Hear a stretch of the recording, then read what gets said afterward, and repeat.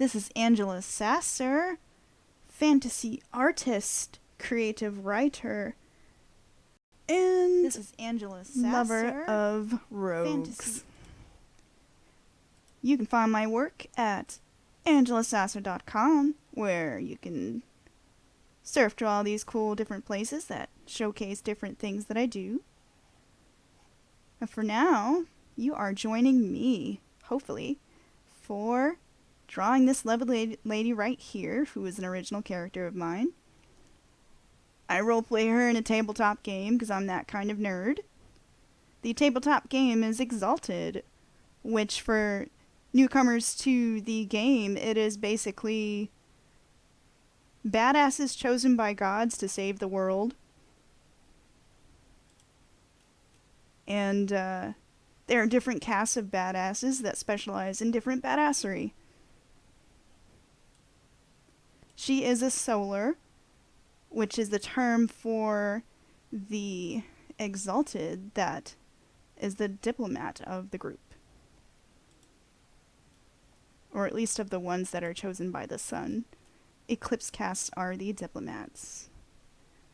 At any rate, so this top row here I've been working on looks for her casual, go out to town style. And it's been really difficult because I keep coming up with ideas and keep coming up with ideas with more and more variations. And I just make it harder for myself every time. But I think this third one so far sings to me as a good casual but well-dressed look for her. And I'll probably combine this top from 4 under the jacket here. So I got to put together another variant of that, which was pretty much what I was doing now, was picking out more of the references that I've had buried in Pinterest for a long time now.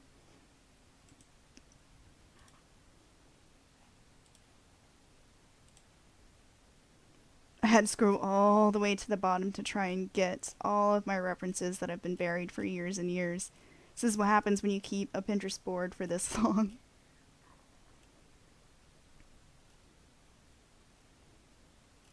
And I think I have gotten all of her business references, her business clothing references out of here. So now I'm going to make a quick collage with Turbo Collage.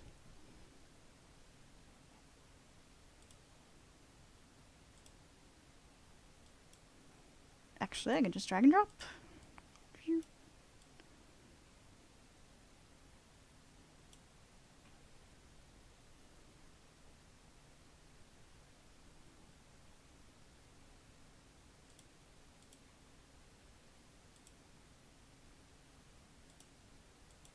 Oh, it is so quiet. I know why it is so quiet. We need some ambient noise.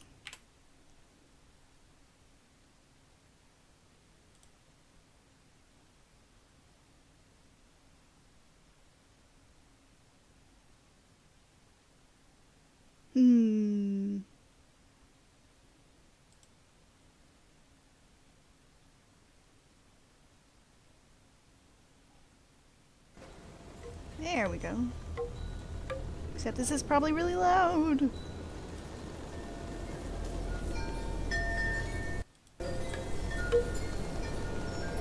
There we go, that's better. Alright. Back to collages. So let's see. I chose these references for her business look because, well, first I had to think about, well, what's this lady's philosophy here in business? And I think she takes a lot after the man who raised her, for the most part raised her. He was a very shrewd businessman named Aaron Badras, and he taught her to always be fair in business, but shrewd. And I think I always imagined him as a very well-dressed, well-kept man, and I think she would have absorbed those habits of being well-dressed, well-kept. And also, I don't see her as a big, like, Even though she's a diplomat, she's not a big negotiator. Sure, it's her job to get the best results for everyone, but there are some things that she will not compromise, especially when it comes to moral goals. And what this has to do with fashion is that I don't want her business look to be overly playful. I think it should be elegant but not showy. And these are just these abstract concepts you have to think of when you're working on a character design. Or at least this is how I like to think about character design. It's my personal philosophy.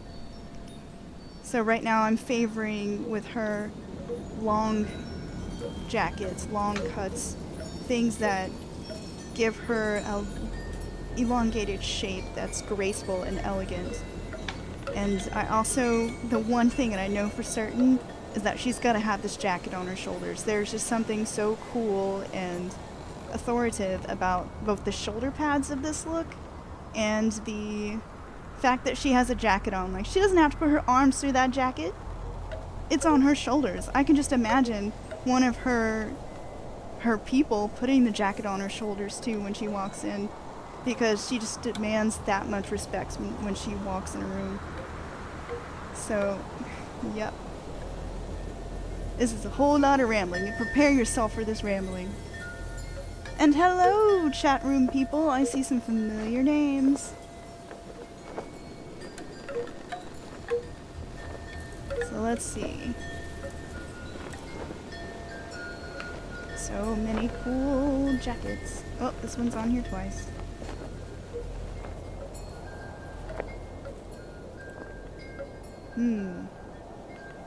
Let me delete some duplicates and do this one over. Ooh, actually you can delete from here. I'm learning all the new things about how to use this program, which is a new find for me.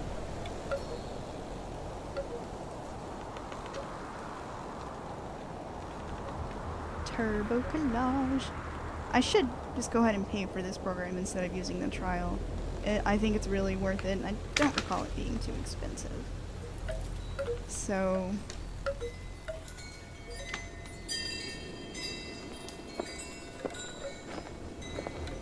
let's see.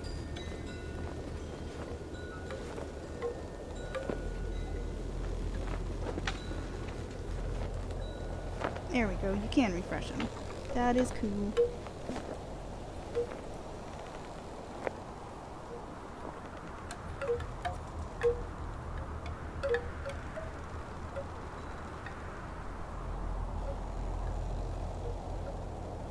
So yeah, lots of references of people with jackets on their shoulders looking badass.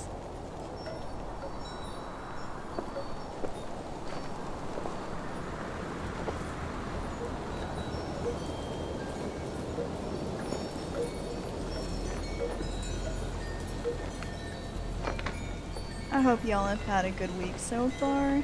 I've been looking forward to Thursday because I've reserved working on this picture, or working on these concepts just for Thursday, so I'd have something to share on Twitch.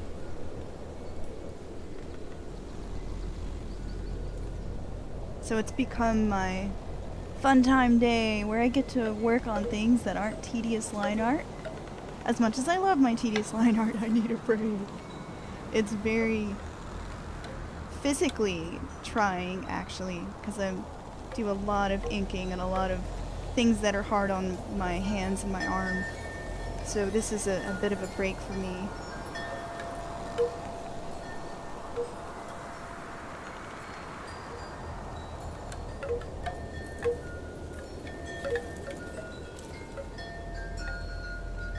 And again, I'm favoring the really long dresses for her. Dresses or vest. I still haven't decided if she should be in a dress or not. She'll probably be in a vest. Or a long vest of some sort.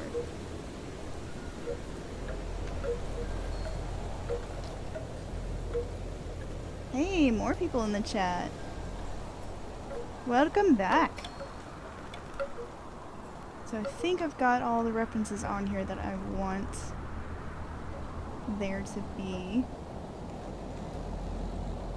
I want some of these to be bigger, so I'm just playing around with making sure I have the ones in focus that I need more for the details than the shape. Like these smaller ones, as long as I see the shape of them, that's what's useful for me right now.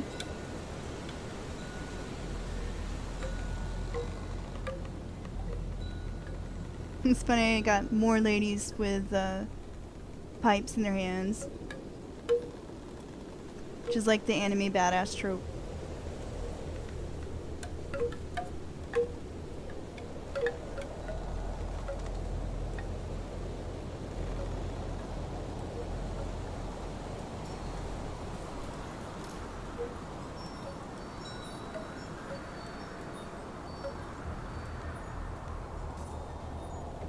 I actually have this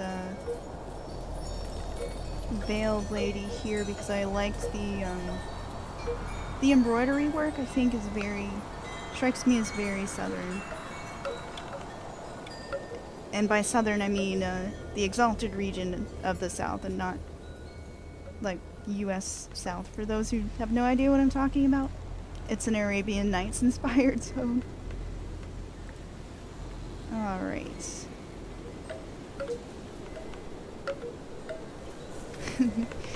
Yeah, that embroidery is gonna be killer, but I loves it. Okay.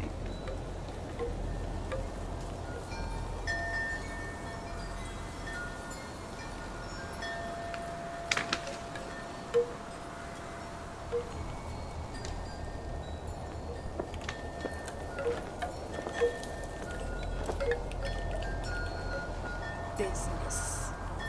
Alright, how do I export it? Export times. Yay, learning new things.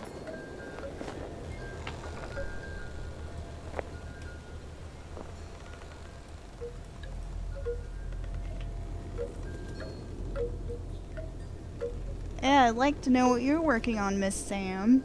I've been seeing that you've been doing some line art that you were really proud of, and that had a lot of embroidery. Sounds like fun, whatever it is. Okay. I actually wanted to work up a few more casual. You guys are gonna get so bored of me doing the same thing.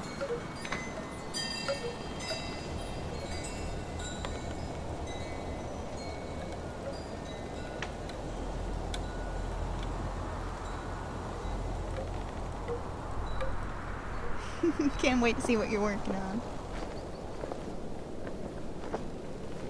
But you know, it's crazy to think that I'm like, man, people are gonna get bored of this thing that I've only drawn like 5 of. But watching my concept art friends at work, they draw so many concepts. And they're way faster than I am, and they just kind of sneeze them out. And they do hundreds of concepts and then toss them, almost all of them away, and choose like the best of all of them. And it's crazy to me. And I remember reading in Imagine Effects, the magazine, it's really cool. Arkham Asylum had so much concept art. I remember they said their discarded art was in the thousands. And I'm such a pretty princess illustrator diva that I'm like, no, I will draw one thing and it will be the prettiest thing. No, I'm basically doing this to get faster and to try and explore ideas more, because as an illustrator I'm like, bam, I want to draw the one pretty thing, which is why I made the mistake of doing this line art very cleanly, taking a long time to do this line art cleanly because I thought that was going to be her look. But no, you guys had to go and get my brain going. I'm placing the blame squarely on you people in the chat that I did all these variations instead of just going with this one. But you know what? I'm excited. It means I've gotten somewhere pretty cool with this that I didn't expect to go. So yeah, concept art is something I'm really fascinated by. I don't know if I'll ever do it professionally, but it's just a lot of fun to play with characters and their fashions and props and whatnot, so maybe if I ever lived in a place that had more than one video game company in it, I might go for it, but there's only one company around here, and I'm not good enough to work there yet. it's high res. They make paladins and another big one that I'm blanking out on. Oh, 6 and 7, sure.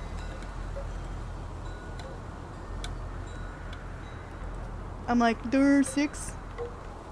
6 and 7 are 2 of her business styles that I've been working on. I kind of had them sort of out of the way while I was doing the casual stuff. Oh, excuse me, I'm stretching. Does CCP have an office here? I'll have to look. I'm pretty sure there are probably some smaller mobile game companies around here too. But yeah, here's the basic business look. It really is just a color swap right now with some different shoes. I didn't even think of shoes for the second one yet. So that's kind of a still in progress idea. I've got to add embroidery to these jackets.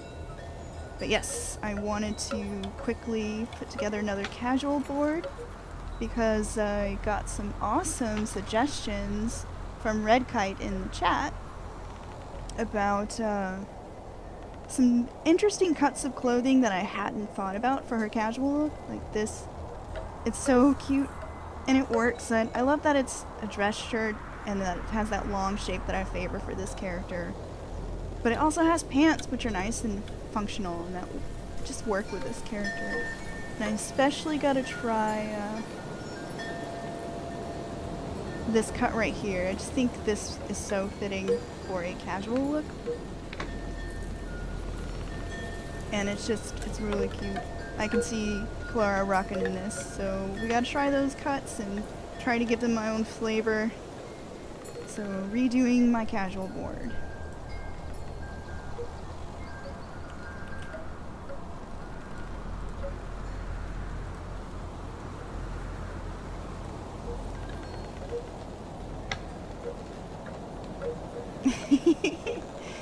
Oh, the rabbit holes. Oh yeah, and the hats. I have not even thought about hats or much headgear beyond the head wraps. But you know, I was thinking about this, that her hair is so feathery, and having feathered hair myself that's a bit shorter, it is impossible to put hair ties or anything really in it.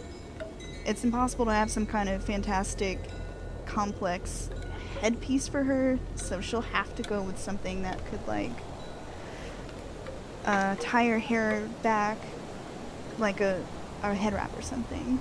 I'm still thinking about that. There's so much to think about. Can I just be lazy and repeat the hair over and over? And yeah, I see in the chat you guys talking about this number 5, and I love it. It's super cute, but it's too flashy for her. I think that's why I'm favoring 3, because it's still cute. It still has some fun to it, especially with these shoes, but it's not like this flashy. And I feel like 5 would work more if maybe she's in disguise and she's working as a performer. She has performance 5, y'all. She could pretend to be just about anything she wanted. So this is just a little too flashy, this particular one. But I still love it. It's cool. This is why concept art is hard, because there's so many pretty things, but you can't use them all. You can't use them all.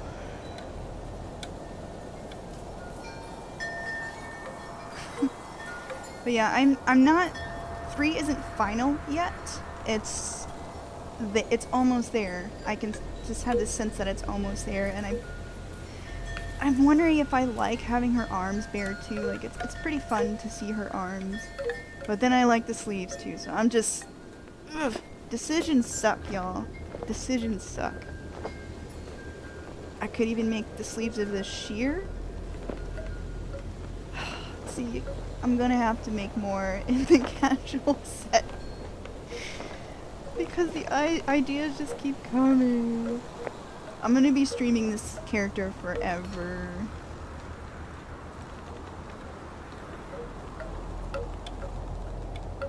Shush, Alan, no dresses.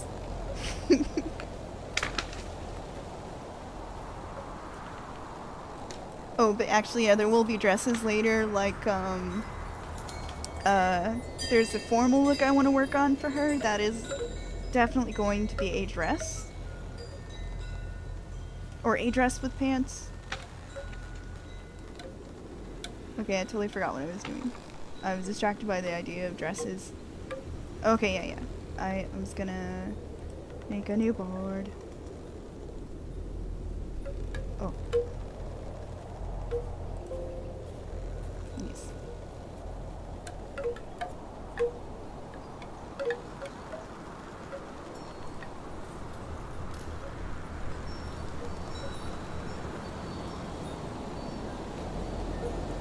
Of course I recognize you, Alan. You're that screen name in most places I've seen you around. That is my fellow tabletop gamer, Malby88. Shout out to him. When I played D&D, he was my barbarian. And I will never forget when he told me the best barbarian line ever. What was it, Alan? Let's see if I can remember it correctly. There's so much pressure. Leave a big hole. To fight hard and leave a big crater, I think it was. He used to say that a lot at our games, and I always thought it was the most hilarious thing ever. Perfect barbarian. Fine, I'll buy you eventually. Blah.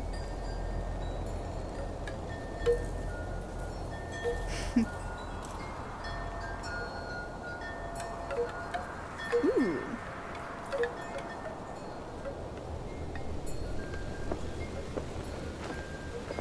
All it depends. Let's see, I'm gonna take that one out.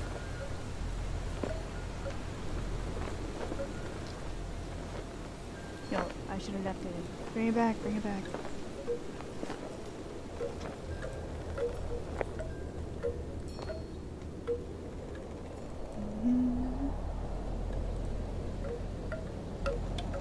I think from day one I've always loved this vest that has the 2 different lengths to the front. That is just cool. Alright, let me arrange this a little better.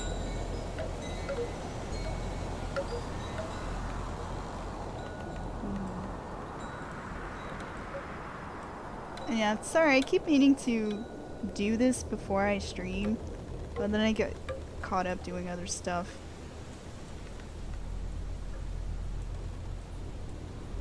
So, sorry if it's boring, you guys get to stare at my references for a while. Oh, and I found these cool pants with the embroidery on the waistband, and I thought it was really cool.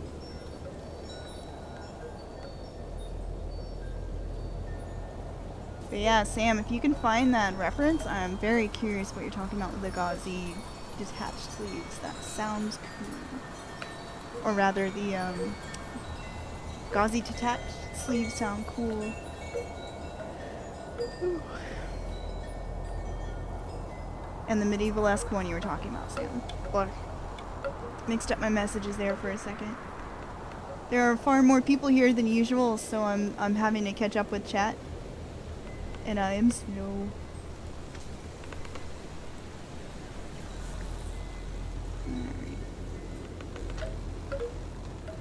Alright.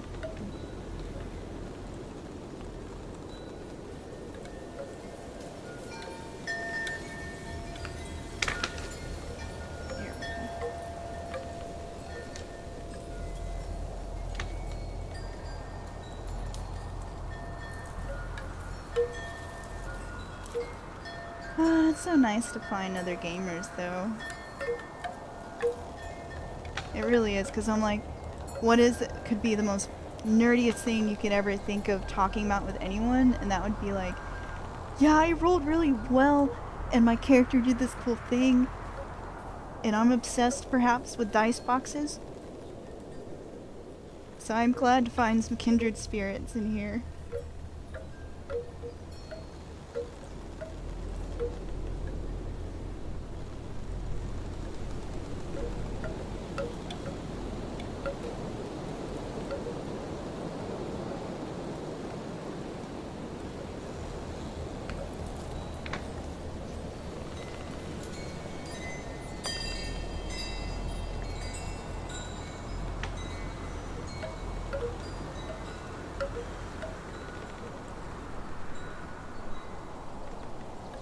could show you guys my dice bag real fast.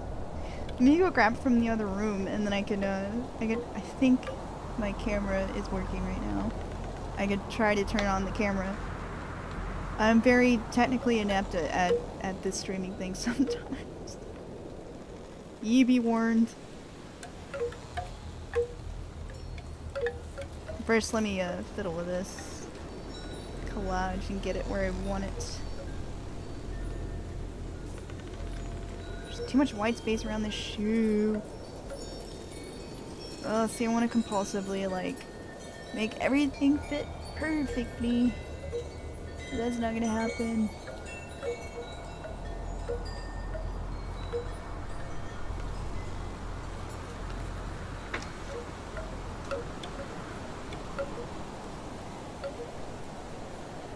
There we go, that's better.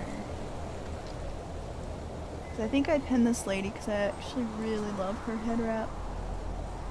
Oh, must be low quality though. I like the head wrap and the embroidery.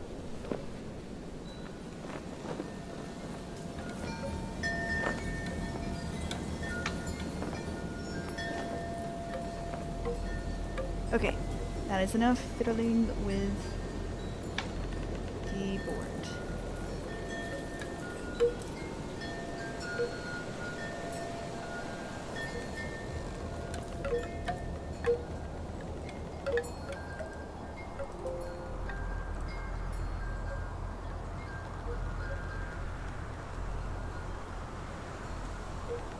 And I'll be right back, because I'm actually going to grab my dice bag. Be right back.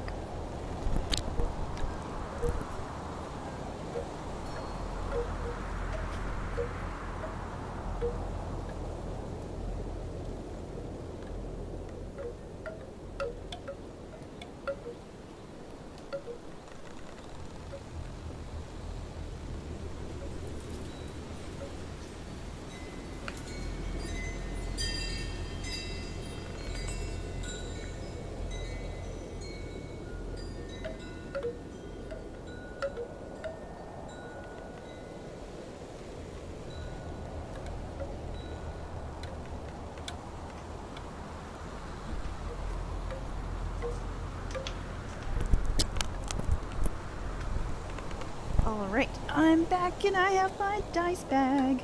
Let's see if I can show you guys. First, now you get to see my sleep-deprived face. Oh, come on. Can't find camera.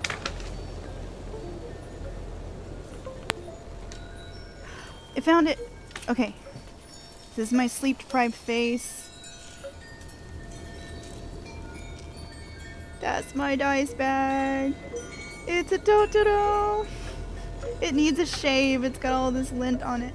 And I shit you not, I got it from a company on Etsy called Nutsack. They make really cute bags. They have a bag that's also furry. It's hilarious. And then my dice. Actually, you can kind of see it better. I've got the purpley ones and the really cool Borealis dice that are clear purple with a green flash to them. Very cool. And like my vitamins. Studio, everybody. I didn't clean it because I had no idea I would actually be turning on my camera tonight. So that's my sleep deprived face without makeup. And now we're gonna turn the camera off. Back to Photoshop.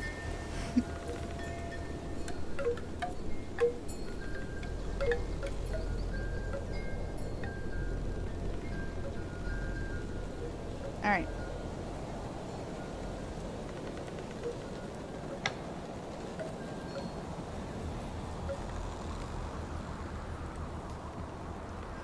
I am very, very sleep deprived. I've been trying to write for Camp NaNoWriMo. That's going on this month. That's the National Novel Writing Event. That doesn't just take place in November. They have like little miniature events throughout the year. And where's Photoshop? Too many tabs. So instead of writing every day, I've been every few years every few years, every few days, like cramming in 5 hours of writing. So I haven't barely slept on those days. So this is me up here being on a writing binge last night, actually writing about the same character. I've been all excited about her story because I did my homework and learned about where she was born. And it's this really fascinating setting. I never would have thought I'd be writing in a mining city or an underground city. But it's been really cool to explore the underground city where she was born. Oh boy, which is the new one? I think it's this one. At any rate. So I get all excited. And then it's like 2 a.m. And I'm like, oh, I wrote a cool thing. And I just sit there and I'm bouncing, and my husband's like, go to bed. I'll read it later. And I call it the writer's buzz. And I never knew this was a thing. I should have, though, because I get artist buzz, too.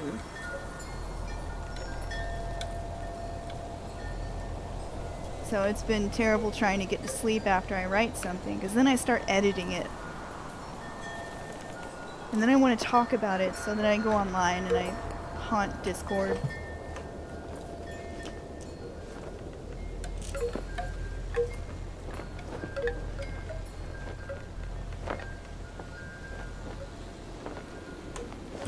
Okay. Time to throw. I usually don't keep the camera on during this part because my face is like stern concentration face. And it probably looks really silly.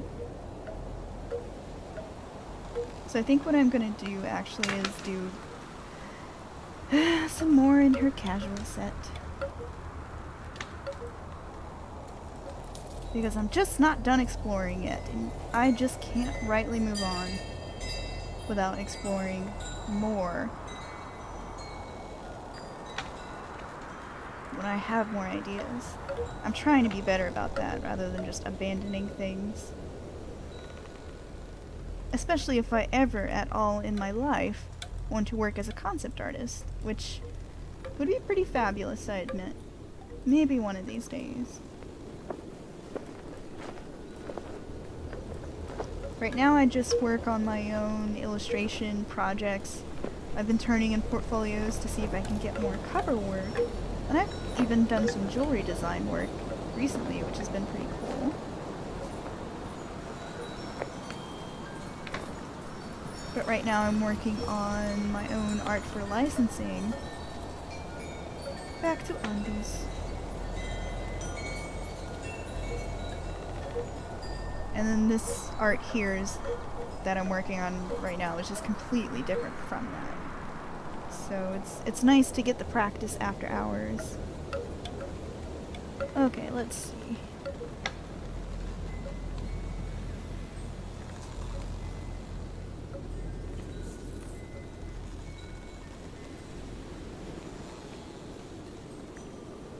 I'm catching up on chat.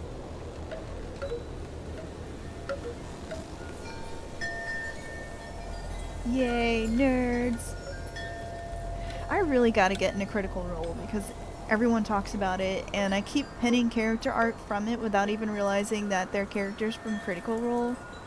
And it does look like a lot of fun, so I've got to get into that.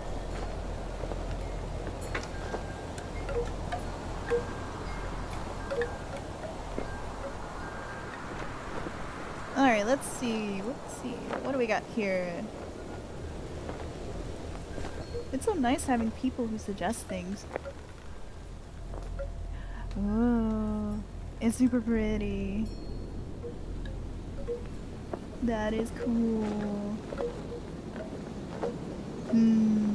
I will have to keep this for multiple boards.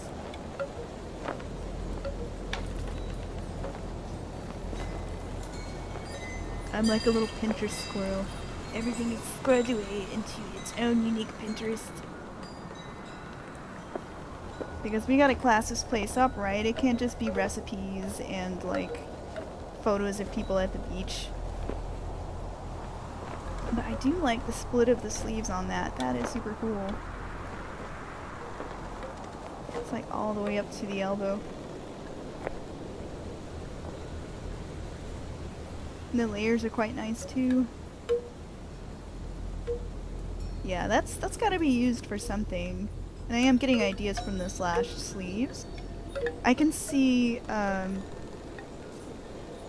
Kalara's master, her female master who was from the realm, Sana. I can see her wearing something similar to this too. Like the whole dress look would be cool for her. And that's yet another character from this story that I've been working on. Completely horrible person. Kind of a spoiled brat sort of character. Like, you want to feel bad for her at times, but then she's just a brat. Ooh, more links.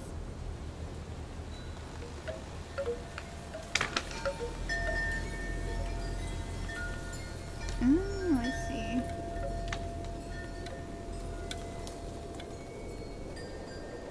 Neat.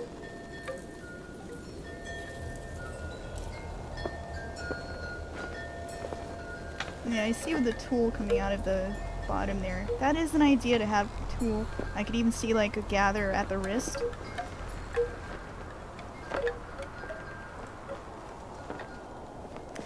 Yeah, well, I lied. I thought I was going to work on the business set, but you know what? We're going to stick with the casual for a little bit longer.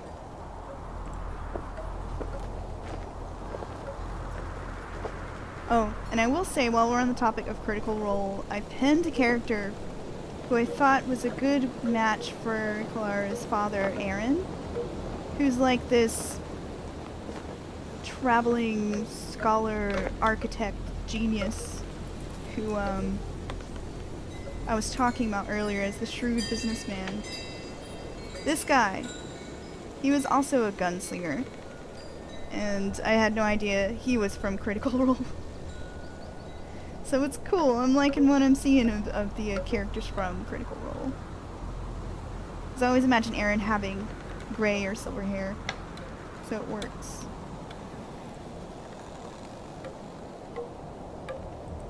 Just funny how small the world is sometimes.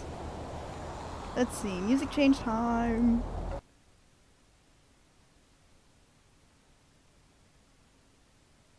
Ooh, what's this one? Valley of the Kings.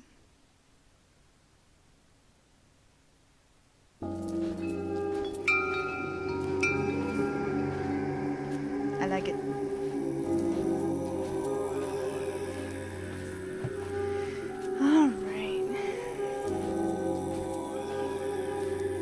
Actually going to try a different mode of working tonight where I'm drawing in grayscale first and then I'll colorize it afterwards, but I want to try and get my values and my shapes looking right before I actually commit to anything. So let's see, for the casual,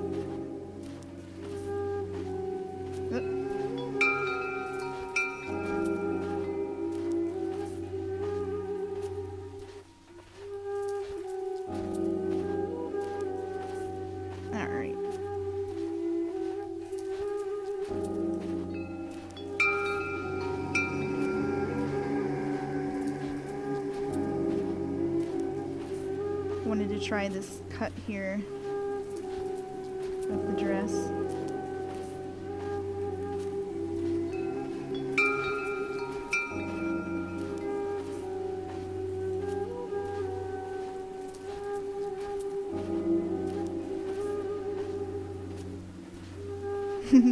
Percy does sound pretty cool.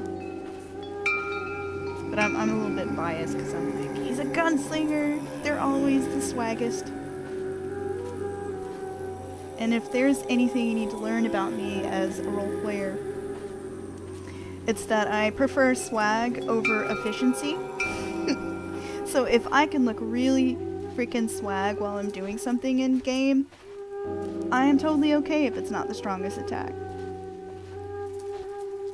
Although I have indeed botched a swag roll with Kalara, which is a funny story. I was with my other Solar Circle mates, and we had just won a battle, a large-scale battle against realm troops who were sent to recapture the slaves that founded the city that we were protecting. And so we're sitting on our horses looking down on the defeated men who are kneeling, and I tried to brandish my gun and twirl it and put it on across my shoulders, but I failed the swag roll, so she brandished her gun, twirled it, and then it fell out of her hands and onto the ground while all the other defeated commanders looked on, and they just kind of blinked and stared at her. And then one of them kindly got up, picked up her gun, and handed it back to her. He did not dare laugh, though, because we had just practically slaughtered, like, all of their... we practically slaughtered most of their forces within about 5 minutes because we're Solars and they were just mortals. I think there was one dragon-blooded among them, but we kind of quashed those guys.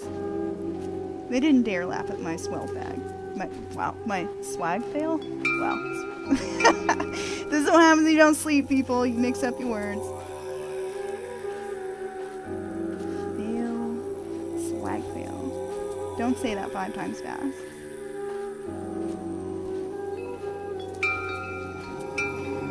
Let's go later.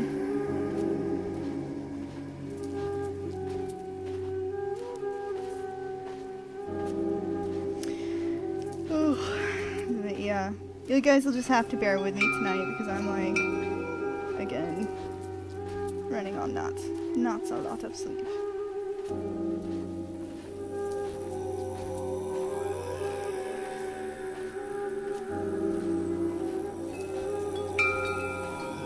And I think my whole I'd rather just look swag while I'm doing things probably bleeds into MMOs because I've just picked up Red Mage on Final Fantasy.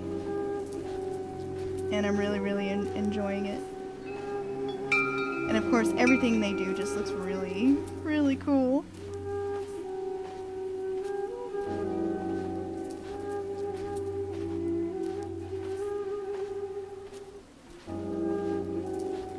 And of course, they dress kind of like pirates, and they're mages. They have dark magic and light magic.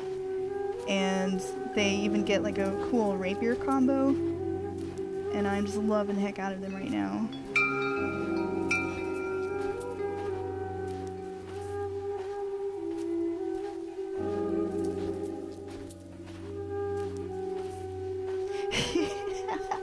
Yeah, they do pull all the aggro. It's tough because my husband plays a tank, and whenever we run the level dungeons, he doesn't have all his combos that help him pull the hate. So I always end up pulling it off of him. Gotta save Lucid Dreaming for the hot button.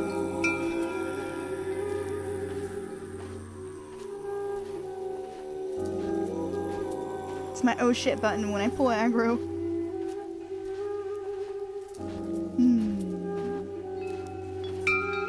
I do indeed like the shape of it.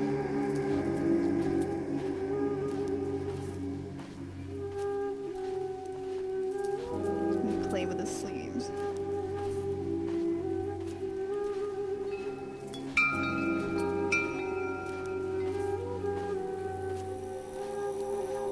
Since now I've got slash sleeves on the brain, I'm thinking of this jacket.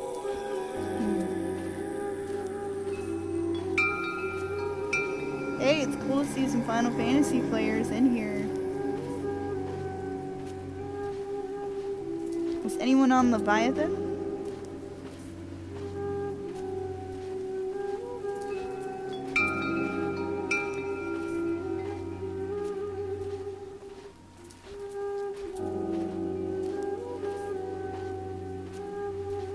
It's 14 Final Fantasy 14.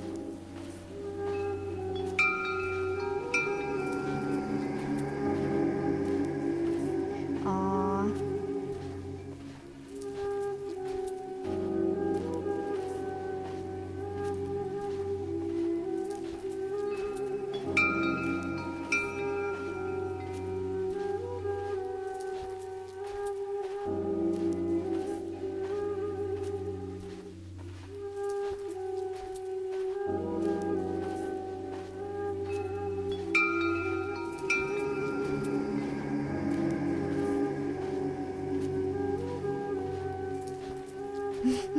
I don't trust you Lalafell players. They're always like the sneaky villains in the story.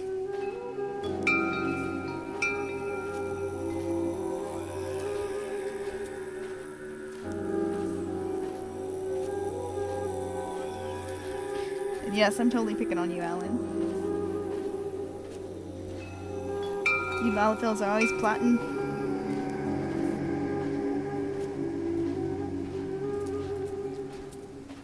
But they're so adorable.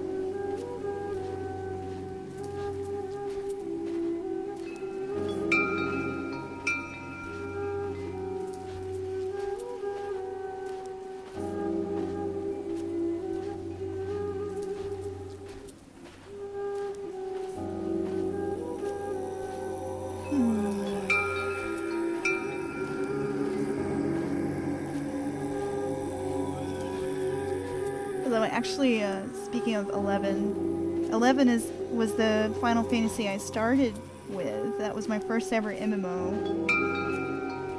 And I played Red Mage on there, so I was super happy when it came out on, when they came out with Red Mages for 14. I still miss 11 sometimes. They had a really good story. Of course, I didn't miss having to walk everywhere and taking 30 minutes of real-world time to do anything. So I'm kind of happy for the advancements of 14.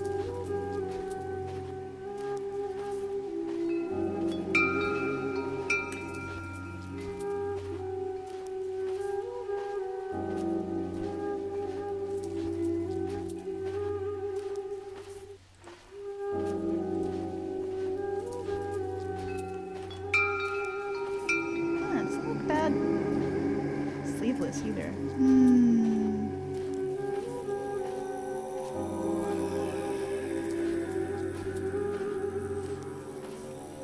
No sleeves. Sleeves.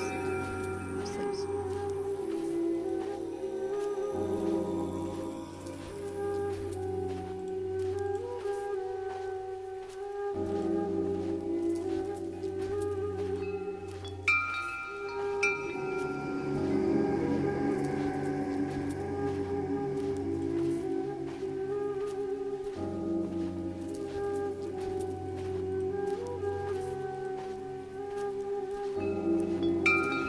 Though I have to say the greatest thing ever is to see a Lalafell Red Mage.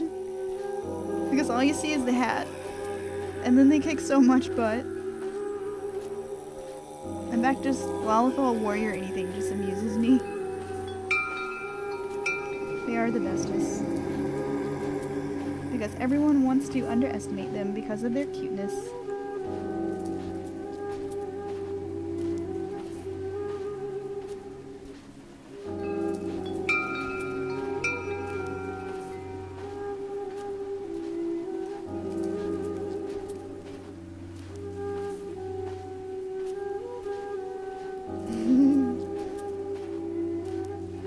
Thumbtack.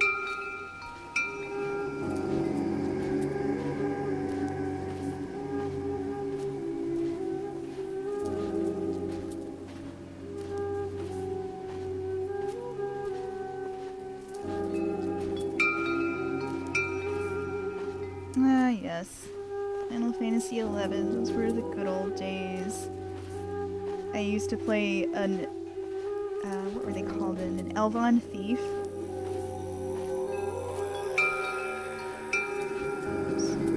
And he was the worst thief because he was really tall and I wasn't good at sneaking.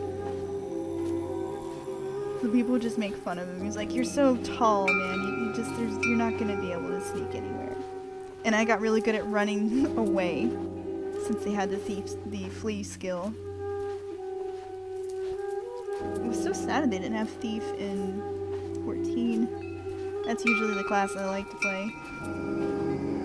And just about anything, I'm usually the thief or the ranger.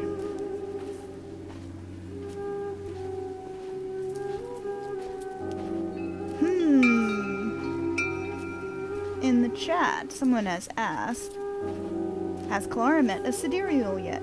Yes, she has. In our game, there is a sidereal who showed up to her secret meeting. She held a secret meeting for anyone who is an exalted, even terrestrial exalted. She would hold that in the town so they could feel safe and not feel like anyone's gonna judge or hunt them. And this guy showed up there by just one day when they went to go to their meeting. He was just in a chair, and he's like, "Hey, I was sent by the Maiden of Journeys to be your liaison." And he was really sassy about it because he didn't want to be there. Out of character, I know that he's a bronze faction. So yeah, he didn't like us. We didn't like him, especially as my character had a first age vision of her soul shard owner having issues with the sidereal that worked with their little circle. They're the ones that used to rule the city that they're currently living in. But the story has a happy ending. We worked very closely with this sidereal that we met. His name is Bara. And Kalara was exceedingly nice. She killed him with kindness. She would take him out to lunch. She would be like, she just treated him really well and respectfully and tried to nurture that relationship because she's a bit devious like that. She'd rather kill with kindness unless she needs to try another tactic. But she saw how her first age incarnation kind of treated the guy like crap. And so she wanted to try a different approach. Oh, I always forget to turn off my rest break thing. At any rate, she actually became friends with this sidereal, and he has now converted to the gold faction. And his reasons, that was very recently in our game, his reasons were that we actually weren't bad people. We were trying to do good, and the good that we say that we're going to do in the world, he says that we're insane enough to do it. So he's become a believer in our little ragtag band of solar refugees. It's been kind of cool. Although, hopefully it doesn't get him killed because he pissed off, what's his name, Kajak? I can't pronounce his name, but the head of the Sidereals, who was the head of the Bronze faction, he's like, son, we gotta talk, because he broke some rules to try and come to our aid when we were fighting Walker in Darkness, and he tried to bring in an army by folding space. He was not supposed to do that. Folding time and space, that is. Ketchup. Ketchup. Dude, I'm just happy I can remember any lore at all. I love lore, but good grief, there's a lot of it in Exalted. And for as much as I really enjoy the setting, sometimes I'm just like, I have to stop in the middle of our sessions because I'll be like, hey, I don't know if my character knows this because I don't know it, but I should know it. But it's still a lot of fun.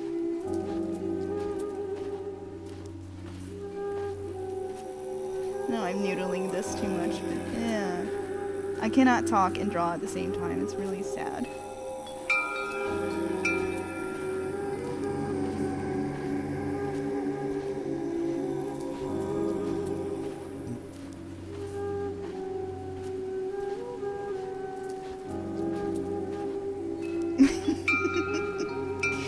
My character has been putting points into lore, partly because I think she would want to be up and up on everything that's happening, and just partly so we have party members who can, like, know this shit, and the GM can just tell us this shit, and we don't have to worry about it so much.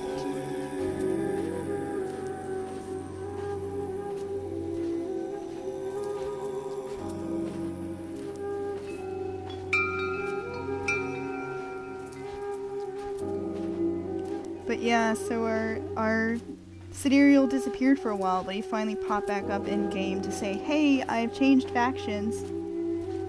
Although I asked him, in character that is, hey, so what happens? I mean, what do you guys do with Solars in the gold faction? And he was very, very quiet and changed the subject. So I don't think we know exactly our poor newbie Solars. We don't really know exactly that they turned on us in the past. Or we don't know the depths of that betrayal. We just know that our Sidereal in the first age was incompetent. Or seemingly incompetent. And we treated him like crap.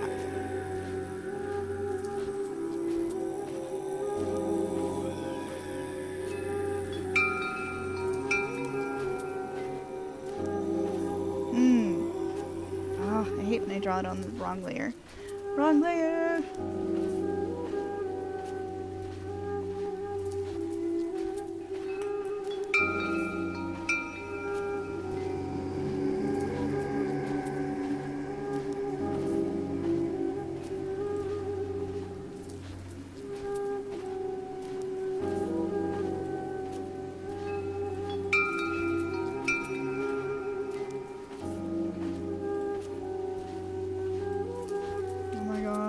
Oh, there it is. Woman layer.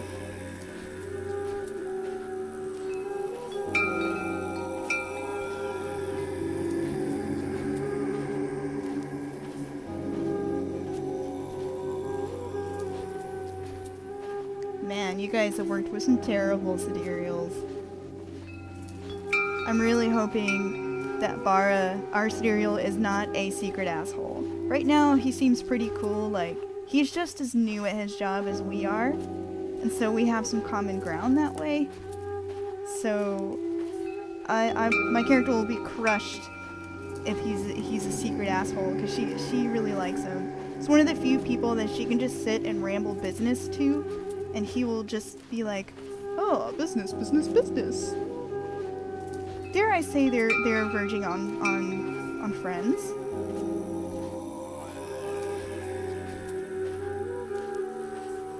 Depending on his appearance rating, she might consider him more. If only for fun. But that might be bad. Business and pleasure maybe not to mix.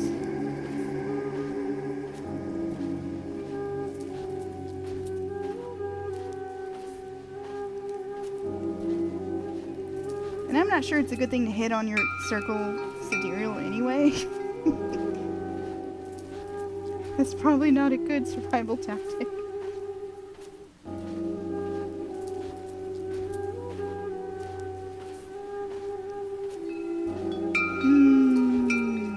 I like the shapes of this.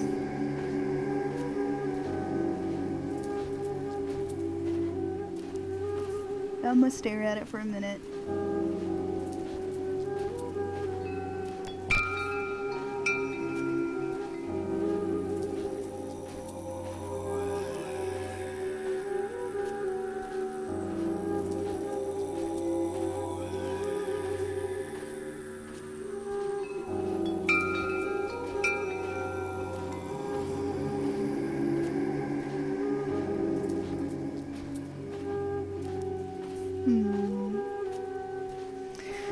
Alright, let's see.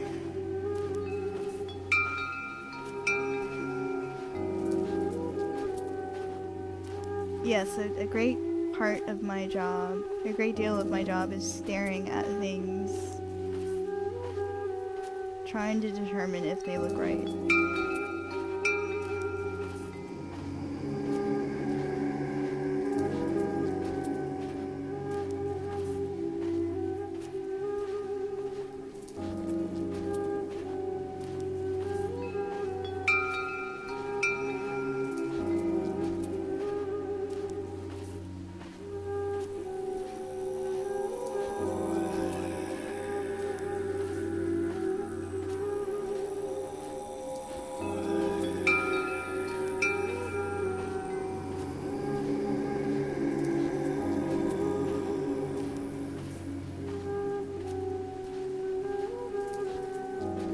have to change the music again. I'm becoming too aware of the looping of the flute.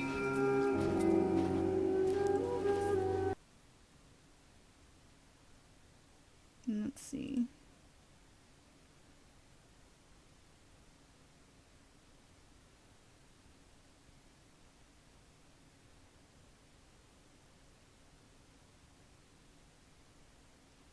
D&D Night Forest?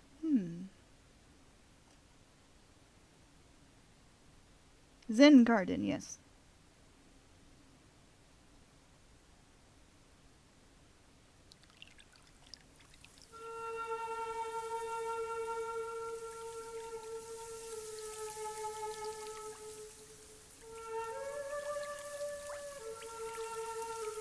Nope, can't do it. I'm asleep.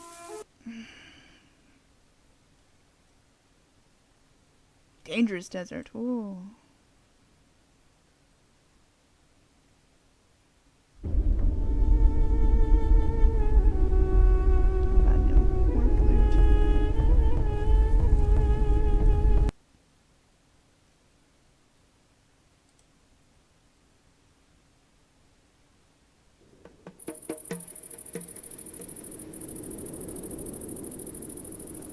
Okay, I can handle this. There's no flute. Back to art.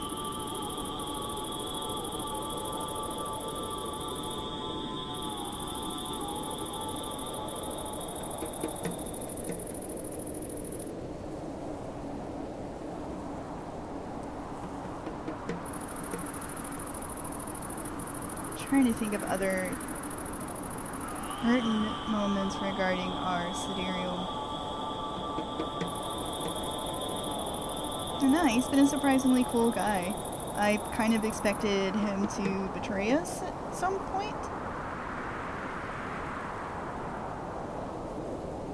Kalara's always had an eye on him, but again, she didn't let him think that she was just suspecting him the whole time.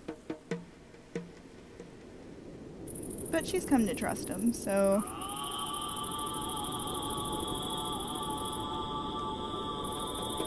we'll see how that plays out.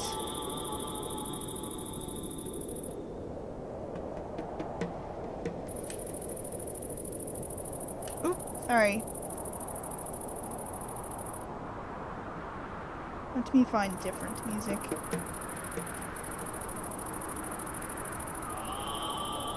I think the voice in this one is drowning me out.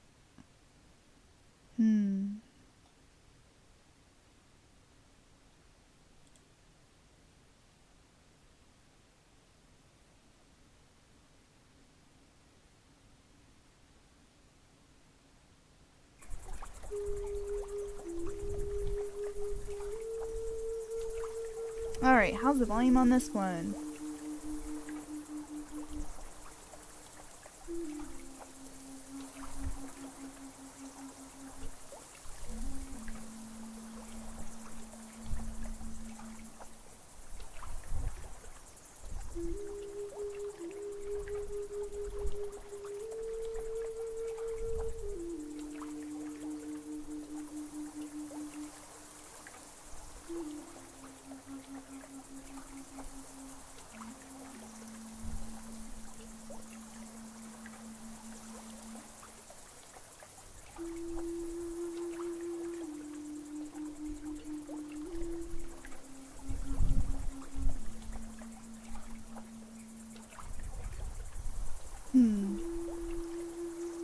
I will just lower the volume just a hair on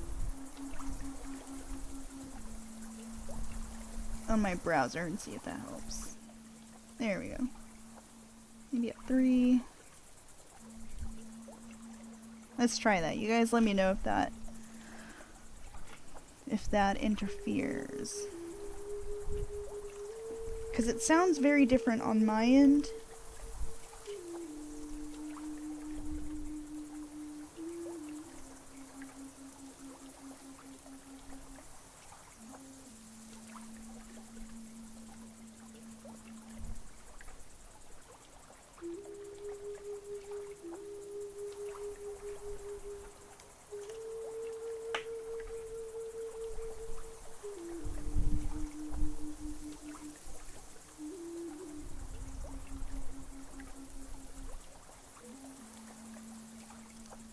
Oh, speaking of dangerous people in-game,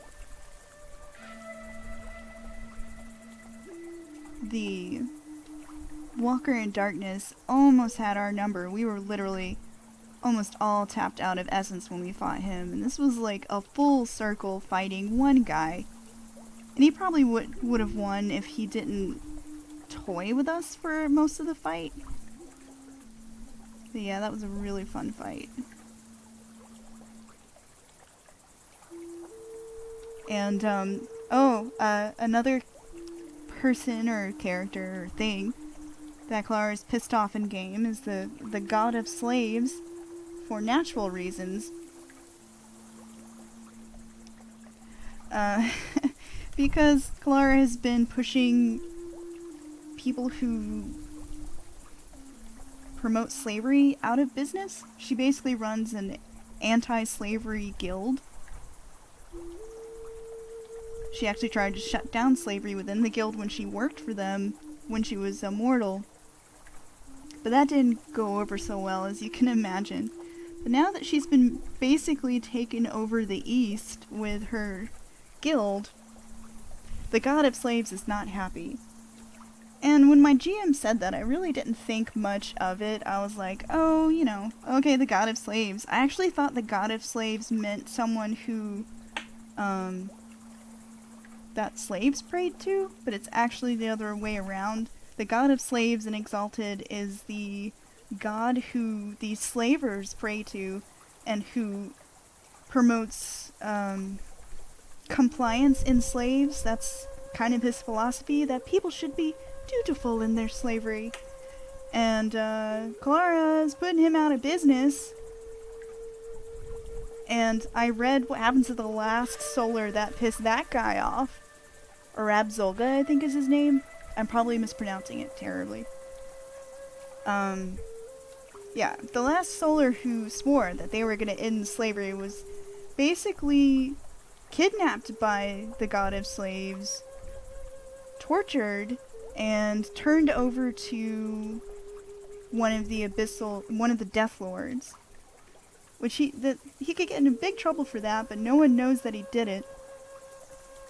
So yeah, I've pissed off the god of slaves, who was basically wrecked a solar before, and I'm not sure how that's going to turn out.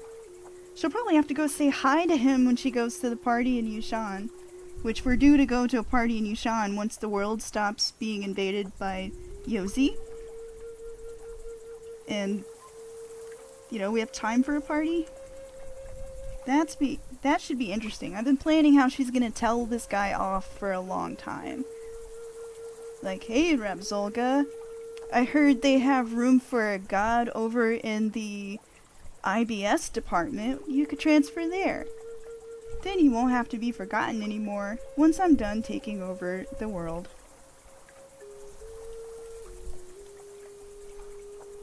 He probably won't like that. Or I could take the diplomatic route and be like, oh, I'm so sorry that you won't have a job anymore, but it's okay, you know, you gotta change with the times. I don't know how that's gonna go. I don't think Kalara would really want to be nice to him, but I'm torn between her hating everything he stands for and her understanding that the gods are born from their role. As far as I understand it, they're born from the prayers of people, or the intent of people, or they're made to handle that function in the world. So can he change function? Maybe? I don't know. If he can be reassigned. But honestly, that god just sounds like he really enjoys his job. So yeah, that's a nice little something I guess I'll look forward to if I ever meet that god in game.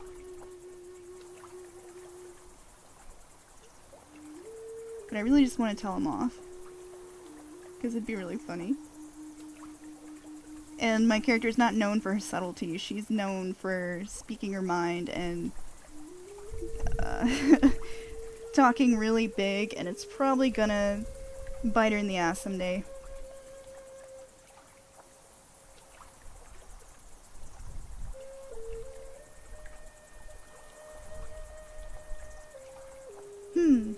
always wondered that about the gods in Exalted. I haven't really gotten to that rulebook yet.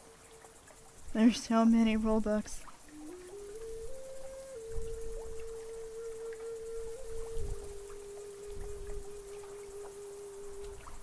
Honestly, I'm not very good at subtle characters either. This character here who was pretty much told off a Death Lord. She met one of the Malthians and told her off too. So I've basically done everything but resort to physical violence, and then again, usually she does resort to physical violence anyway. Or generally she lets the others start it, and then she helps to finish it.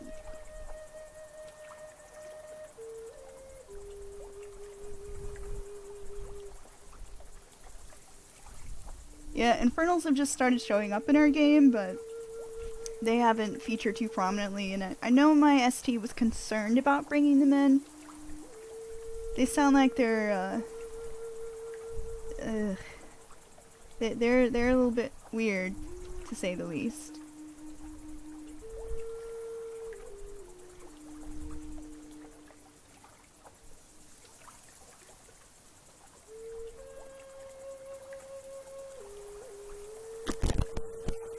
Although now I have to peek at the book just because you guys are telling me not to peek at the book, so I can just see how bad that weirdness that I've read about online is.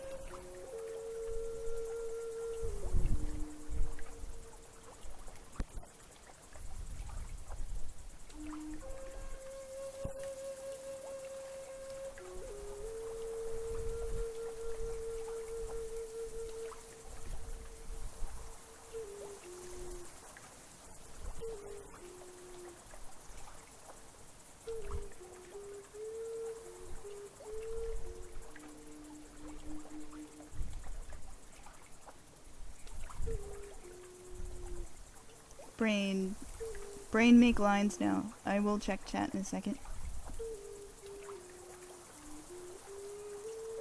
Brain make lines. Brain like lines.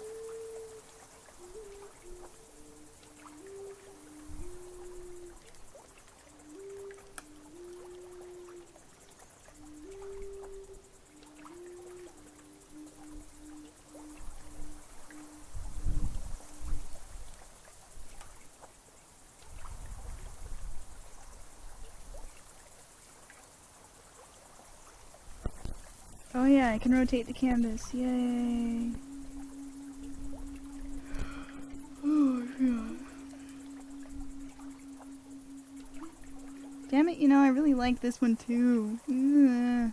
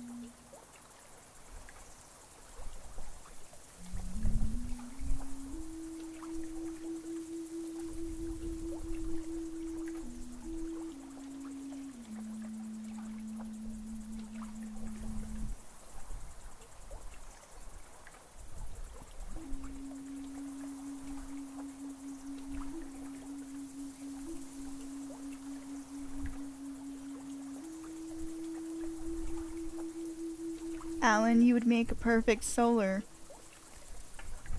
Telling the gods to fuck off is pretty much what solars do.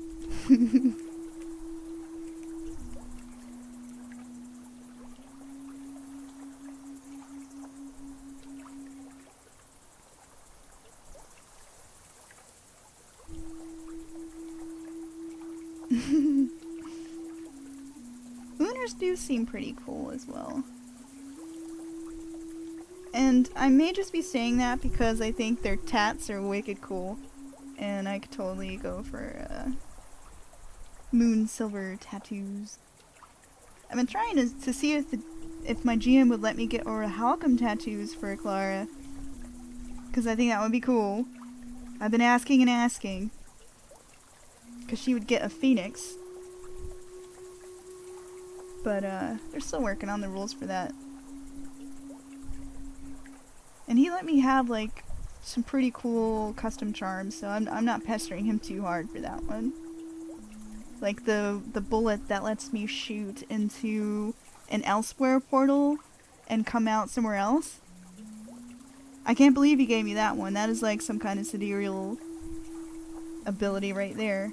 Oh no, I drew on the wrong layer. Oh well.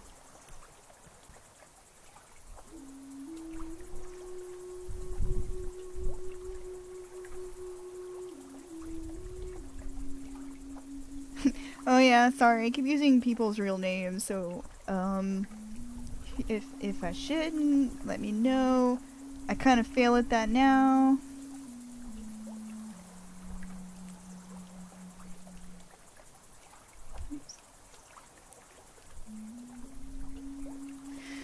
Alright, chooses. We need chooses.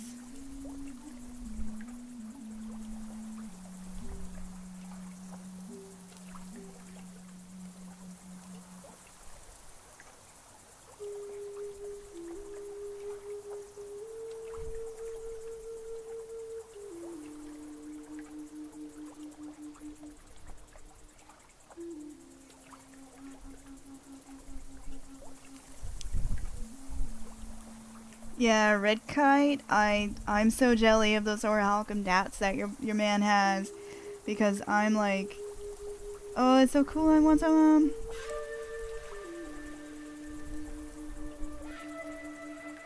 Maybe if the story that I'm writing surpasses the game as far as time, I might say that she got some and learned from her lunar partner or something. Which that's a whole other thing that I'm hoping we get to in our game. Apparently, Kalara has a lunar partner who hates her. Or hates her previous incarnation, and I have no idea why. But as far as I can tell from her previous incarnation, he probably had the Stoneheart flaw where he just the means justify the ends, and they probably just did whatever they could to enforce their rules and what they thought was right. Her previous incarnation was also a gunslinger named Callan Lang, and he and Kalara have a lot in common. They're both very paranoid about being assassinated, and they're both very cautious and shrewd. And it's funny thinking now that, not on purpose on our part, but the fact that Kalara can be shortened to Cal, and Calum's been called Cal too. So, unplanned. But it kind of works how close to her first stage incarnation she is, because I can see her falling pretty hard. Her conviction flaw is, paranoid witch hunt. So if she limit breaks, which she's close to doing right now, she's gonna end up basically suspecting everyone of trying to assassinate her or being in the wrong because they don't agree with her, and that's gonna be a disaster. She almost limit break during this important political meeting that we're at with other nations, so she's hanging in there, but man, we've gotten so lucky that Kalara hasn't limit break yet. But of course she's building up limit faster than everyone, because it's basically, does something thwart your plans? And the answer is always yes, something is thwarting my plans. Roll limit. By the way, my plans are always thwarted.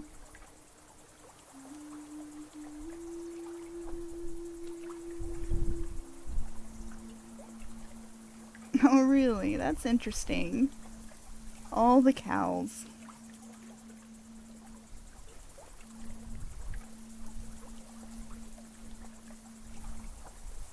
Even more ironic, and I think this was planned by the SD, is that her previous incarnation was shifted into being another gender which is funny since Kalara spent a long time dressed as a man and acting as a man just to try and hide from the guild. So there's all the gender fluidity.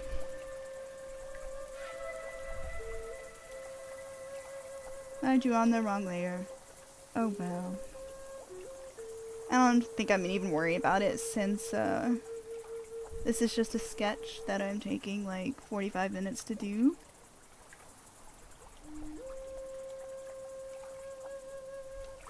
But I do really love the cut of this. It's functional.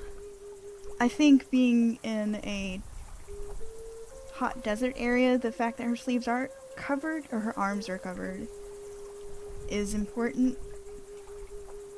Then again, being sleeveless I think works just as well too, because if she's wearing that somewhere to, like, to the market or something, I don't think she cares to cover up.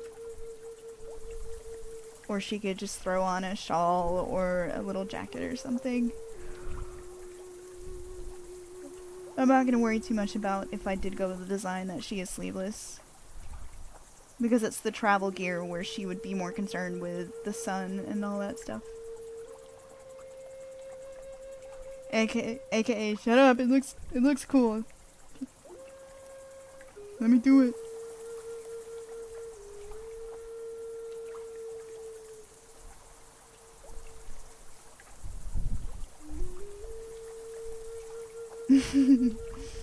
Yeah. I get pretty obsessed with names too. I think Kalara was the only character I named where her name just kind of came to me and it stuck, and I didn't obsess over what the name could mean in another language or anything like that. I just went, I shall name her Kalara.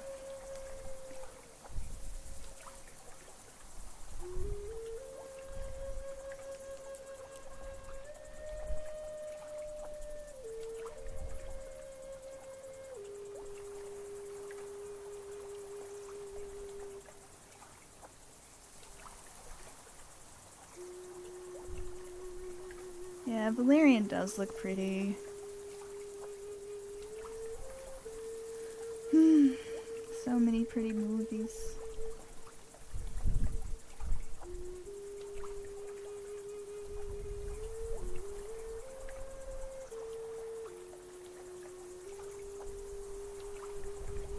Alright.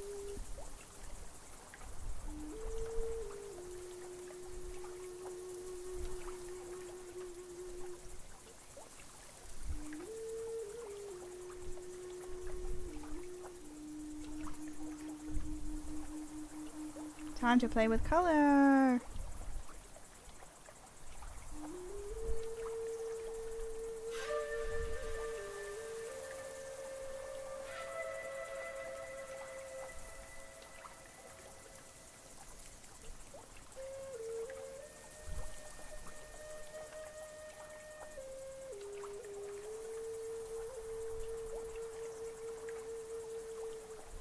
Oh yeah, I need to check out Dreams of the First Age. I've looked at some of the First Age solar skills, and oh man, they're crazy. And I can only imagine just what things were like when they were at their peak power. They had some cool technology.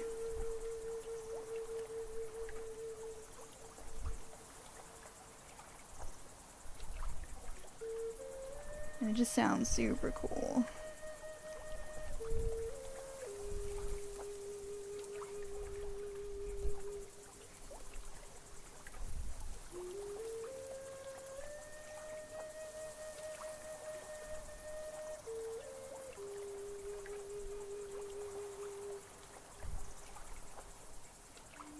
So like vaguely pointed shoes.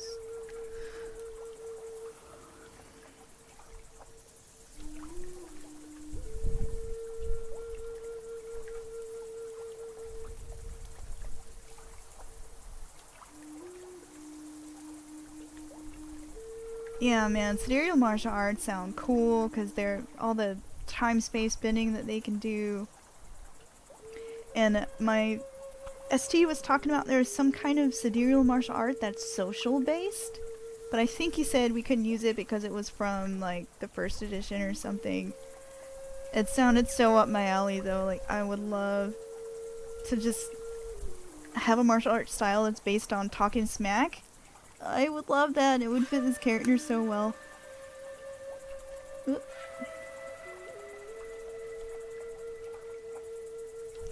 Talking smack.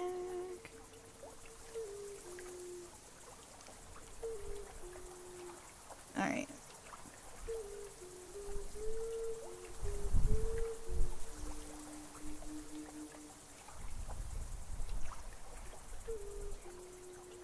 Okay, colors.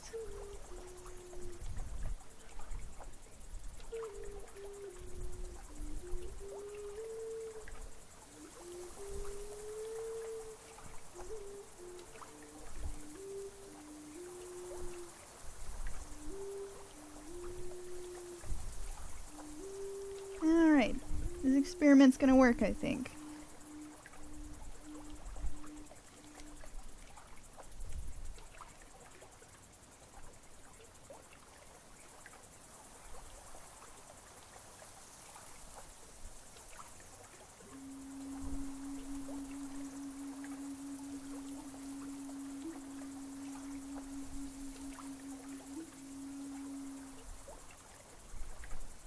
Hooray, I found another way to quickly do this.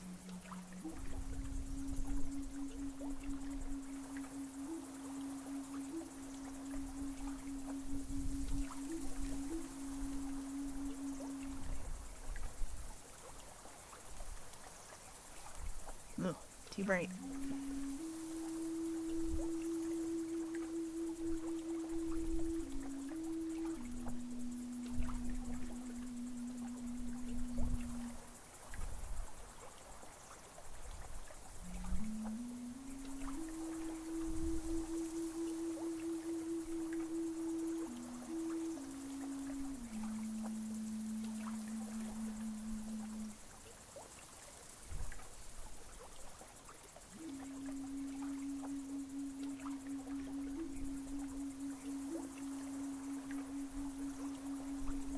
Actually, I really liked this saffron over here. It's like almost gamboge.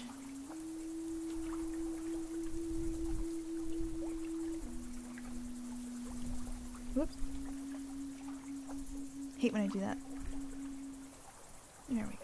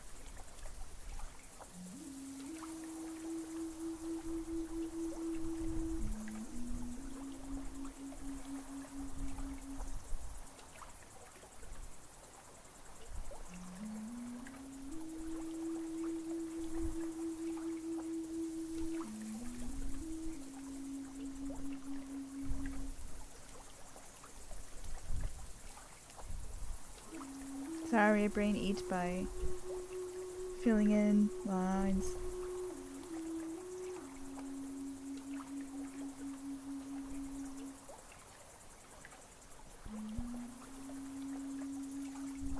But yeah, stereos sound cool. It'd be really fun to play one, I admit. I mean, halfway there is an Eclipse Cat.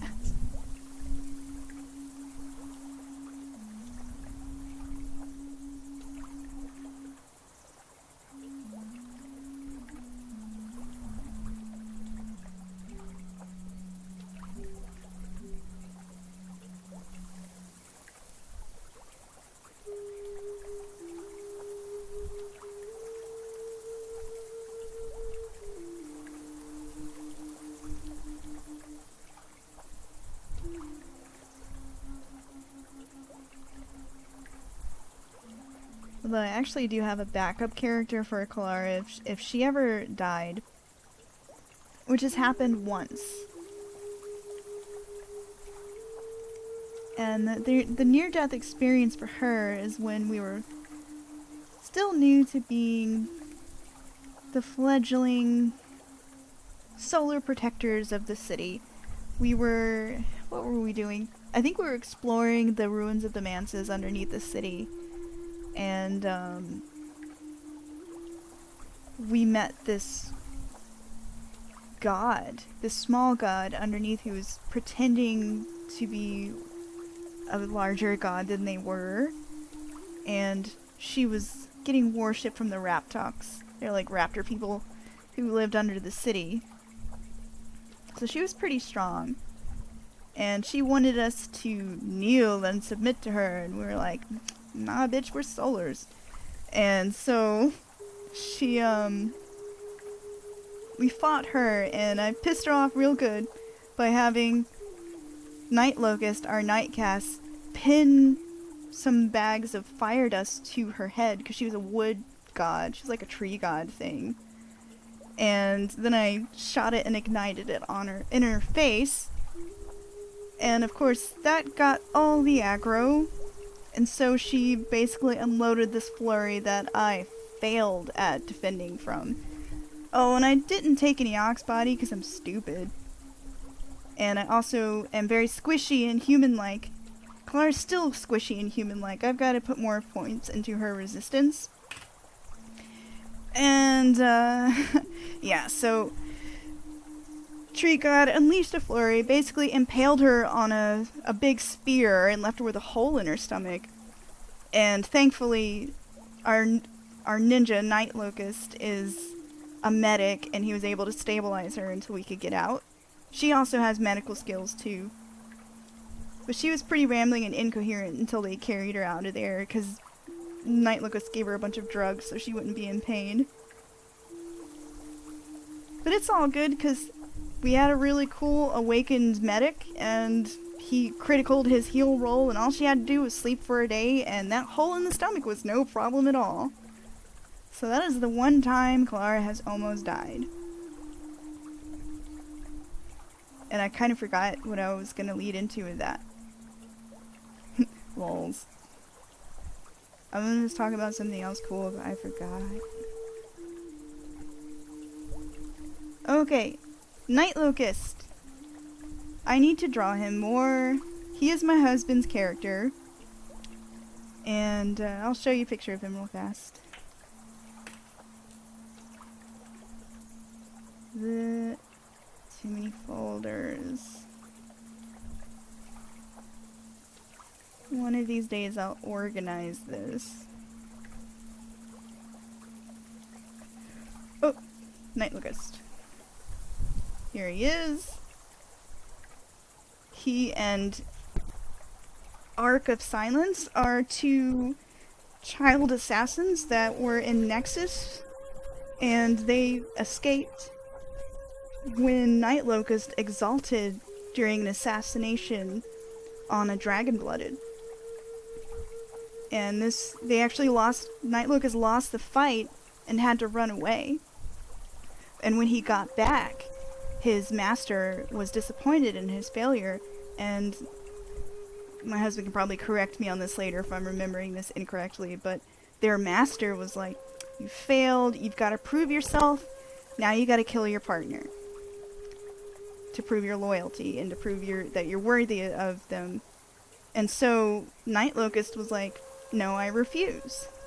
Actually, this is when he exalted. Sorry. He did not exalt against the Dragon-Blooded. It's when he got home and fought his master that he exalted because his master wanted him to kill his younger partner who was his best friend. So, he exalted and they escaped. Their master, they couldn't actually beat the guy, but they did put up a really good fight, if memory serves.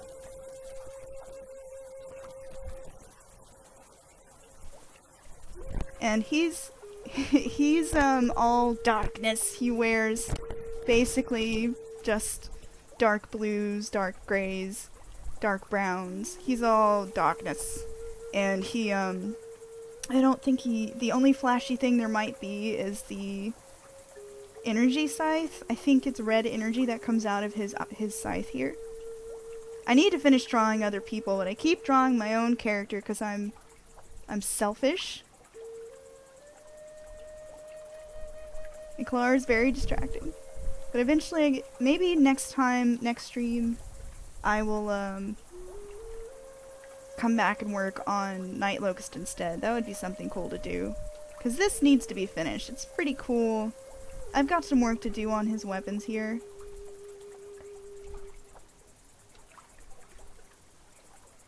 But yeah, he's black hair, dark eyes.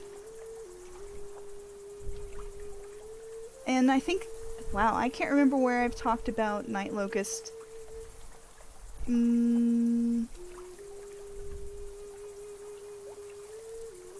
Oh, I've probably talked about him in the game recaps, and he also made a brief appearance in Kalara's memoir for the Uncrucified, where he and Arik had actually joined her caravan of slaves on their way to the city that they would eventually make their home base. And he decided to help out when they were getting held up by highwaymen, and he and Arik totally wrecked the highwaymen before Kalara could even do anything. So that is one of the big scenes with him. Oh yeah, I was talking about my backup character. I hope I will not need my backup character if I can just keep picking up Oxbody.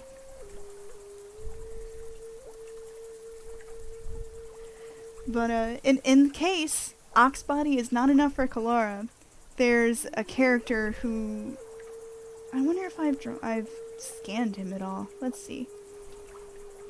His name is Laughing Fox, and he would be the exact opposite of Kalara. He would be a knight cast, and his whole story, his whole spiel is that he likes to steal things. He likes to steal secrets. He likes to collect precious things from other people, not just physical things, but like information. And so he's much more along the spy, charismatic spy. He has an alias in every region that you could think of. He has a different alias. He uses that disguise skill to be like a man in one region, a woman in the other. It doesn't matter because that's him. Laughing Fox doesn't give a fuck, and his sole role in the party would probably just be to troll everyone and dig through their personal effects. And I keep telling them, keep Kalara alive, so you don't want Laughing Fox to come in. He really is just a troll character who would be fun to play. He does have, of course, a long, sad history, as most of my characters do. But on the front, he's very much laid back and doesn't care much about anything. So, yeah. Let me see if I've scanned him in. I remember the one picture I've done of him, he looked like an asshole, so, you know, job well done. Because I've never really played much of an asshole character. All my characters end up being nice. Even Kalara is kind of nicer than she probably should be. Looks like I've never scanned it.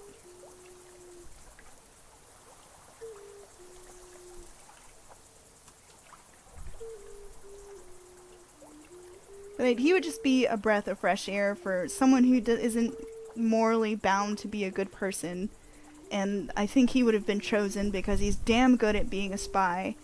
And just, you know, maybe he has the potential to be good, but otherwise he's just in it for fun and for knowing everything there is to know in the universe that is people are trying to hide. And there's a sad in-character reason for that, but I don't want to ruin his mystique because he plays a major role in a story I'm writing that is the sequel to The Uncrucified. I already wrote a huge part of it, actually, but then I went back and decided to rewrite The Uncrucified. because I liked the style that I had written the Silver-Tongued Devil in. So, yup. Ramble, ramble, ramble.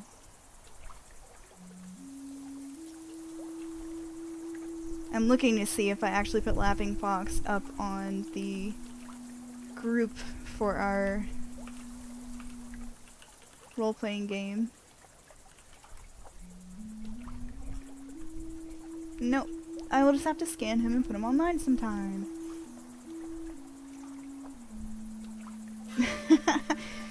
It would be cool.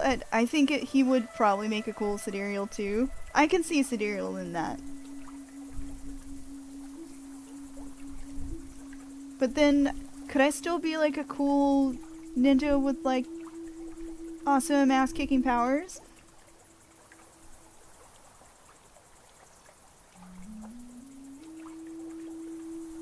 I actually know nothing about how Sidereals are, what the rest of their skills are, other than they're kind of like time-space masters.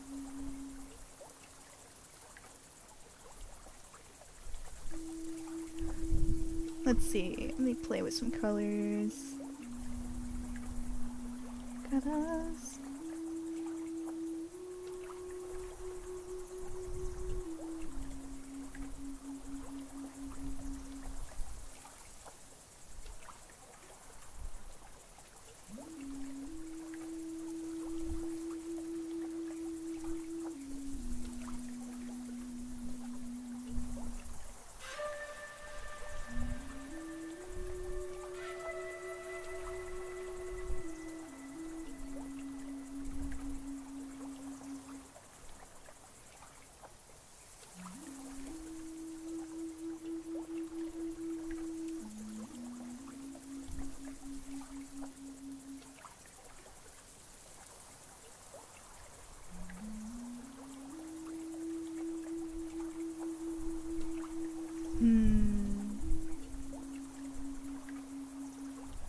Back to this teal and orange again. It just looks so good.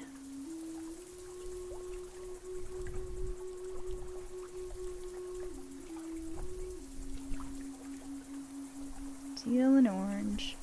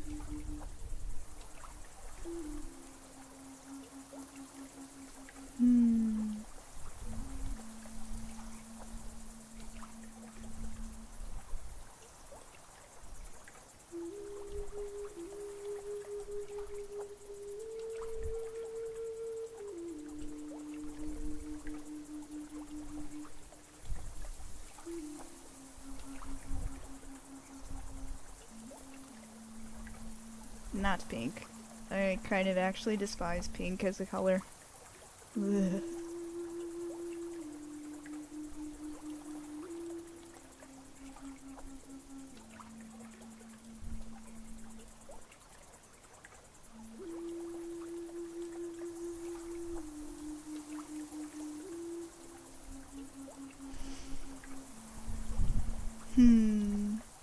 Red or teal?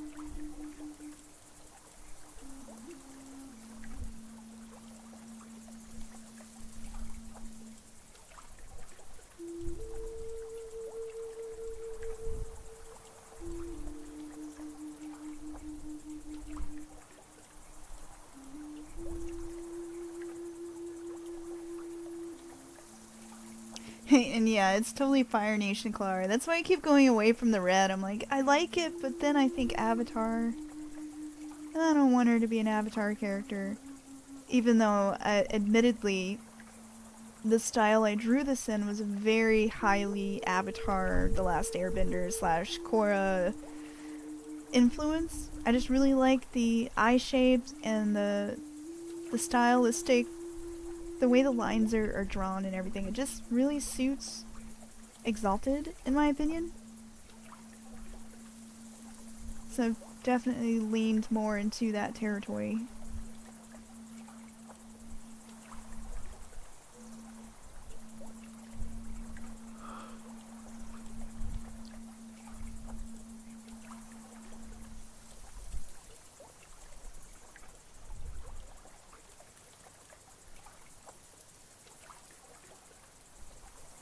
Let's try with teal pants instead.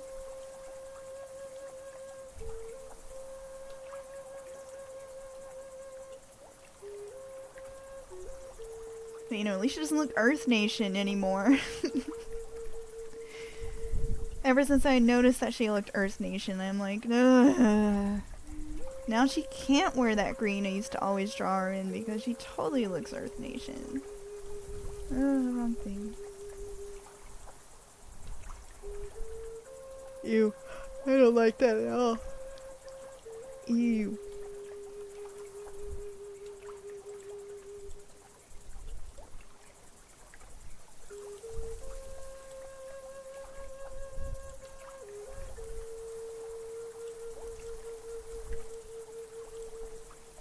At least this is saving me from copying and pasting this 100 times and like trying out a different color for each clothing item.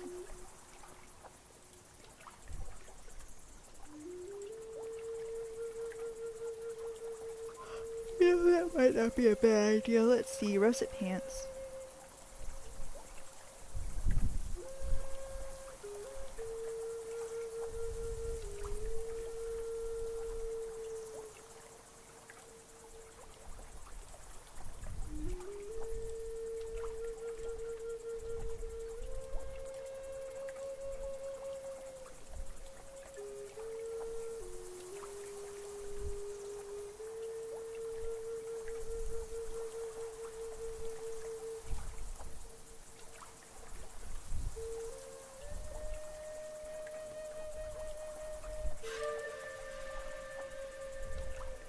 Nope.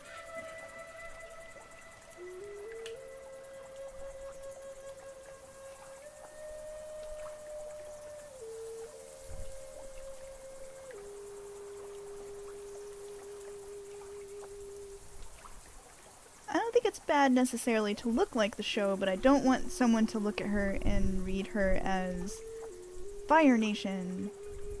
Like, I don't want the iconography to be the same. But I also want to keep the fire in her outfit just because it goes with the whole South Pride, elemental pole of fire thing.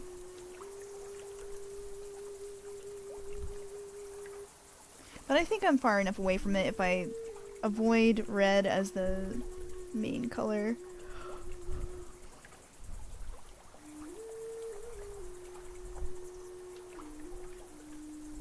But you know, red kind of works with the pants right now. But I'm about to shift the shirt around and see what I like. See if how saffron looks as the shirt color.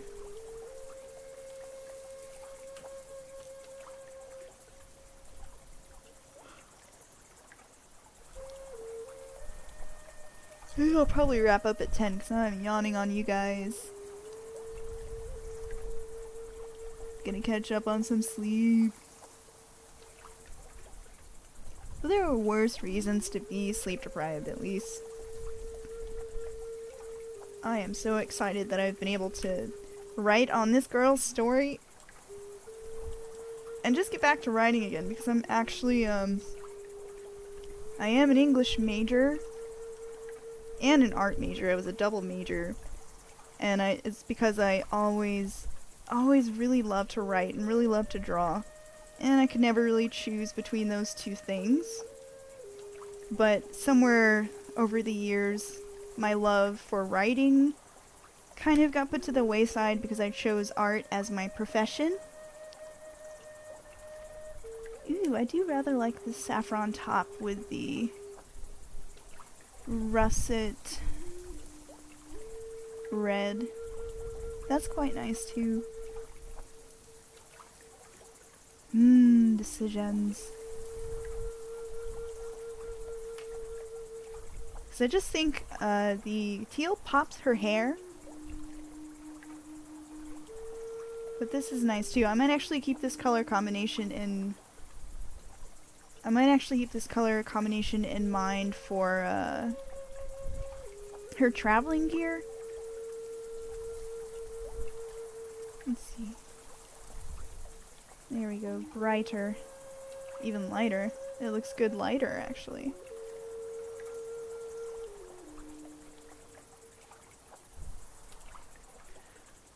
But yeah, I went more into art as a profession, so my writing skills got kind of rusty over the years. And in recent years, I've just been like, writing is this love that I had, this passion that I had, and I miss it. So I've been trying to brush off the old skills and get back to it. And what better way to do that if I want to write a serious novel later, which I do, than to practice with something fun like fan fiction or tabletop fan fiction. It is rather cute in yellow and red. But I think I will probably go teal.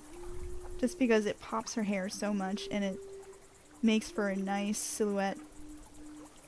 But that was a good suggestion to try. Like I said, it may end up for her travel gear, she'll have that.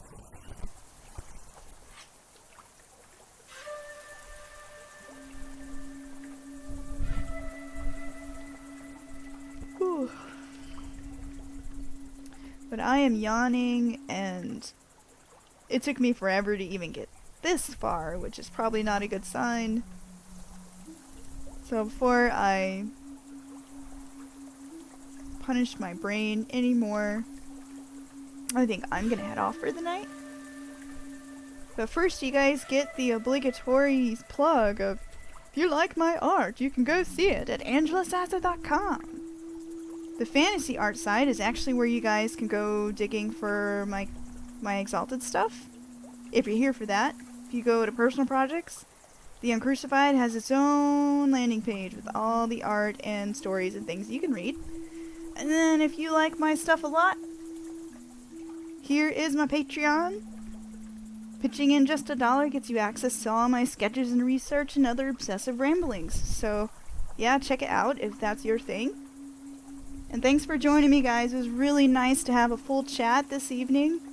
Always great to talk to all of you. So thanks for your input and for giving me all sorts of cool ideas and letting me ramble about my nerd things. So yeah, good night, everyone. Let me actually wave goodbye.